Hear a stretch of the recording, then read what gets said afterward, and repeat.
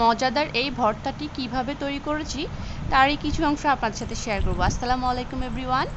কিছু কাঁকরোল কেটে ধুয়ে নিয়েছি আর চুলাতেও বসিয়ে দিয়েছি। দিয়ে দিলাম সামান্য পরিমাণ পানি, সামান্য পরিমাণ লবণ আর দিয়ে দিব সামান্য পরিমাণ হলুদ। দিয়ে আমি কাঁকরোলগুলো ঢেকে দেব সেদ্ধ হওয়ার জন্য। ঢাকনা খুলে দেখলাম যে আমার কাঁকরোলগুলো সেদ্ধ হয়ে গিয়েছে।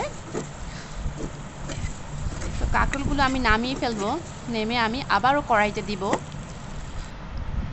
1 টেবিল পরিমাণ আমি সয়াবিন তেল দিয়ে দিয়েছি আর কাঁকরোলগুলো আবার একটু তেলের মধ্যে টেলে নিব, যাতে কাঁকরোলের গায়ে পানসি ভাব থাকে ভর্তা তৈরিতে, ওটি না আসে। এই জন্য হালকা তেলের মধ্যে টেলে নিব আরেকবার।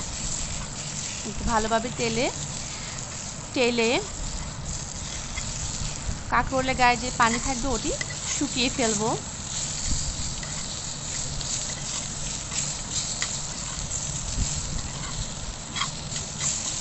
একদম ভাজা ভাজা টাইপ করে ফেলবো।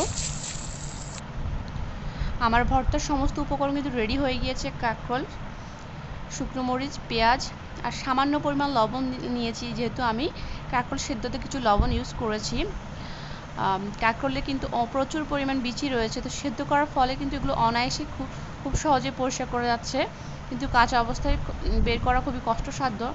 তো সেদ্ধ করার পর আপনারা চেষ্টা করবেন যে বিচিগুলো ফেলে দেওয়ার জন্য। তো আমার কাছে বিচি জিনিসটা ভালো লাগে না, তাই আমি বেছে বেছে সবগুলো বিচি প্রায় ফেলে দিয়েছি। আর আমার কিন্তু কাঁকরোল ম্যাশ করা হয়ে গিয়েছে। আর আমি এখন শুকনো মরিচ আর পেঁয়াজ কষলে নেব।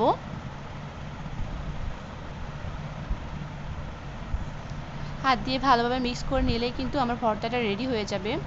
আর এখন দিয়ে দেব সরিষার তেল। ভর্তাতে সরিষার তেল ইউজ করলে কিন্তু ভর্তার স্মেল এবং স্বাদ দুটোই দ্বিগুণ বেড়ে যায়।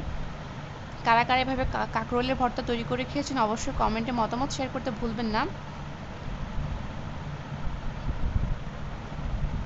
মজাদার কাঁকরোলের ভর্তা কিন্তু রেডি হয়ে গিয়েছে। গরম ভাতের সাথে অনায়াসে অনেকগুলো ভাত খাওয়া যাবে এই ভর্তা দিয়ে। আজ এ পর্যন্তই। আমার ভিডিওটি দেখে থাকলে আপনাকে অসংখ্য ধন্যবাদ।